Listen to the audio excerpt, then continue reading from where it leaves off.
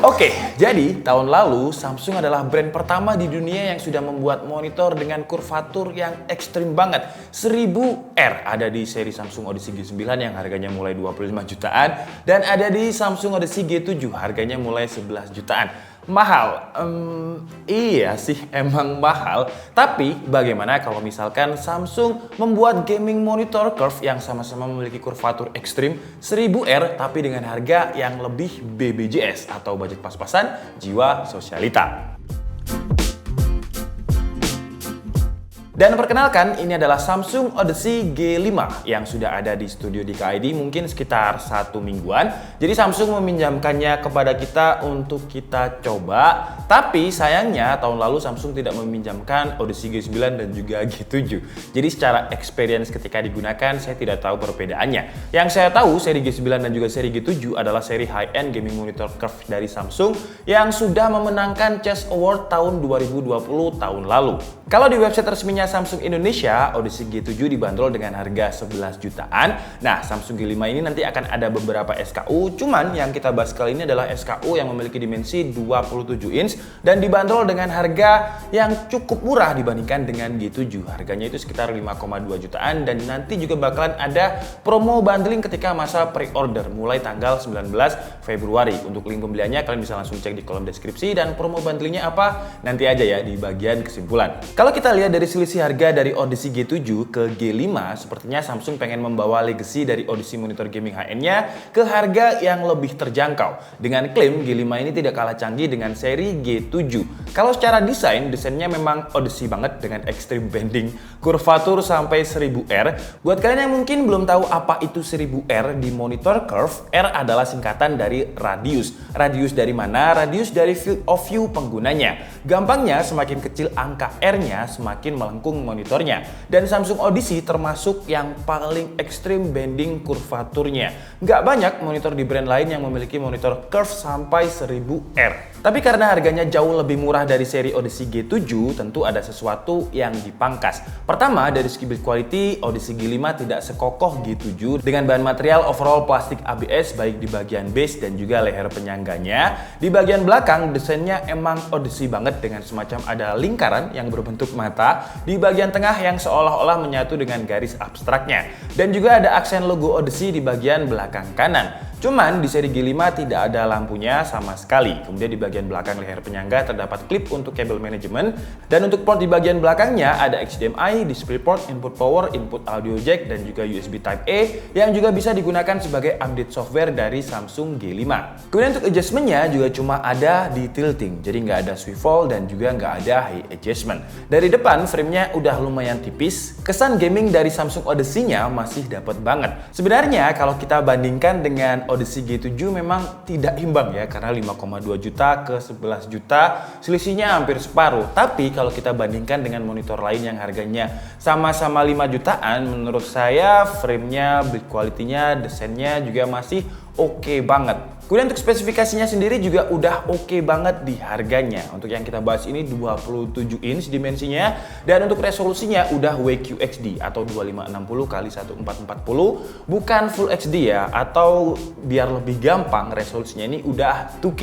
Kemudian untuk refresh rate-nya ada di 144 Hz dengan 1 millisecond response time dan juga ada AMD FreeSync Premium untuk mengurangi screen tearing dan juga stuttering. Dan karena segmennya gaming tentu ada fitur gaming seperti Black Equalizer di mana kita bisa adjust sesuai dengan kondisi di dalam game. Ketika gamenya gelap atau mungkin kita lagi ada di lorong, untuk memudahkan kita melihat musuh, kita bisa adjust Black Equalizer-nya ini ke angka 1 untuk yang paling terang. Selain AMD FreeSync tadi, kita juga bisa memanfaatkan fitur response times atau biasanya nama lainnya itu overdrive. Jadi kita bisa pilih standar, faster, fastest dan juga fastest MBR. Kalau kalian butuh response times yang tinggi, kalian bisa pilih yang faster MBR. Fitur ini sebenarnya memanipulasi LED yang ada di layar, yang fungsi intinya adalah mengurangi motion blur. Semakin cepat response time layar, semakin cepat pula respon layar untuk berpindah dari warna satu ke warna lainnya. Atau bahasa mudahnya, fitur response time ini untuk mengurangi motion blur. Kemudian juga sudah ada fitur low input lag, di mana fitur ini sangat dibutuhkan untuk gamer kompetitif. Karena low input lag bisa mengurangi delay yang kita perintahkan ketika kita menekan perintah di mouse ataupun keyboard. Jadi ketika kita perintahkan karakter di game untuk menembak, dia akan langsung nembak, nggak ada lag atau delay. Karena untuk gamer kompetitif,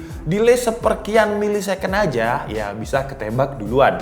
Terus juga ada fitur virtual aim point yang grafik aimnya ini bisa kita pilih sesuai dengan keinginan kita. Fitur ini bisa membantu kalau kalian merasa grafik aim di game itu kurang pop up, kurang jelas warnanya. Tambahin aja lagi pakai fiturnya virtual aim point dari Samsung Odyssey.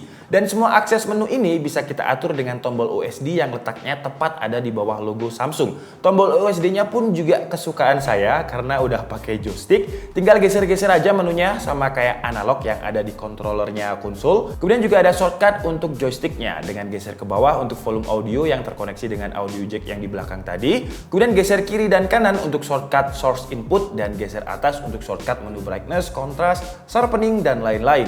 Sayangnya tidak ada fitur color vibrance di Samsung Odyssey G5 ini. Jadi kalau misalkan kalian pengen memisahkan ya antara warna enemy dan juga warna environment biar lebih pop up, sayangnya tidak ada color vibrance-nya, jadi nggak bisa. Tapi untungnya kita masih bisa set color profile-nya dengan beberapa mode game seperti game FPS, RTS, RPG, AOS, dan lain-lain. Dan tidak ada picture mode sRGB-nya. Tapi kalau saya pribadi sih nggak masalah sih ya, karena menurut saya bukan segmennya untuk editing. Kenapa? Karena kurvaturnya benar-benar ekstrim 1000 radius. Jadi nggak cocok. Kalau misalkan kalian ngedit di layar se-curve ini, walaupun kalian pakai grid pasti gambarnya asimetris, jadi tidak presisi, bener-bener malah membingungkan. Kemudian Samsung Odyssey G5 juga sudah memiliki teknologi XDR10 buat kalian yang suka entertainment. Fitur ini bisa membuat gambar terlihat lebih vibrant, lebih terlihat real dan juga natural. Detail di gambar terang dan gelap akan terlihat dengan lebih jelas. Dan fitur XDR-nya ini bukan emulated atau generate by software, tapi memang hardware-nya sudah memiliki teknologi fitur XDR10, bukan software yang hanya memanipulasi kontras. Ngomongin soal kontras dari Samsung Odyssey G5 ini sudah tinggi banget dengan rasionya 2500 banding 1. Yang menurut saya agak kurang adalah brightness-nya yang ada di standarnya monitor lah ya dengan 250 nits. Cuman yang menarik, dia memiliki fitur adaptive brightness di mana dia akan menyesuaikan tingkat kecerahan layarnya sesuai dengan ambience, sesuai dengan ruangan kalian. Tapi saran saya karena dia brightness-nya nggak terlalu terang, hanya ada di 250 nits, jadi peletakan monitor ini juga perlu kalian perhatikan. Mungkin jangan taruh di ruangan yang lampunya terlalu terang biar dia nggak kalah. Kemudian untuk tingkat color gamut-nya, sebenarnya kalau secara warna udah nyaman karena dia memiliki 90% sRGB. Cuman menurut saya bukan segmennya ya, karena apapun yang kalian edit di layar curve 1000 radius ini tidak akan simetris. Jadi benar-benar walaupun pakai grid menurut saya nggak nyaman. Kemudian untuk fitur kesehatan ada eye care di mana dia akan mengurangi cahaya biru yang menyebabkan mata cepat perih dan juga lelah. Terus ada anti flicker juga yang fungsinya sebenarnya sama biar mata kita nggak cepat lelah kalau misalkan kita di depan monitor terlalu lama.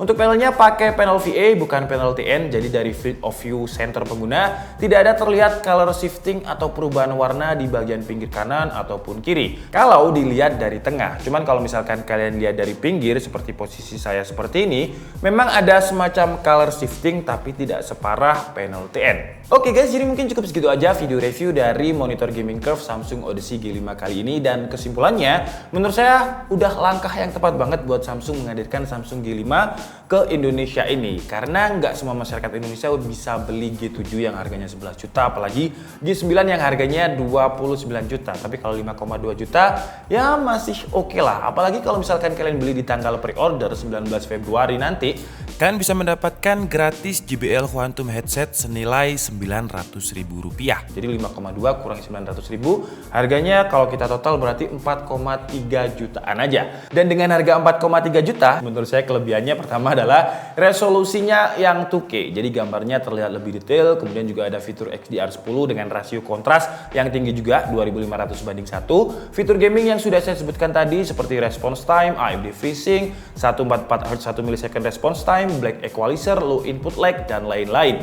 Kemudian kalau untuk kekurangannya menurut saya pertama adalah brightness-nya yang tipikal, yang standar banget 250 nits. Kemudian untuk adjustment-nya juga cuma ada di tilting aja.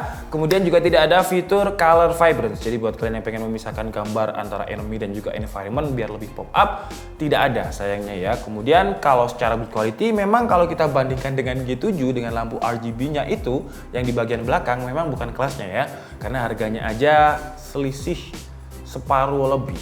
Tapi kalau kita bandingkan dengan brand lain yang sama-sama 4,3 jutaan, menurut saya Samsung Odyssey G5 ini masih sangat bisa bersaing dengan brand-brand yang harganya 4 jutaan juga. Oke, jadi mungkin cukup segitu aja video kita kali ini. Saya minta maaf kalau ada kesalahan dalam penyampaian informasi. Seperti biasa kalian bisa mengkoreksinya di kolom komentar. Saya Andika Setiabudi and see you on the next video.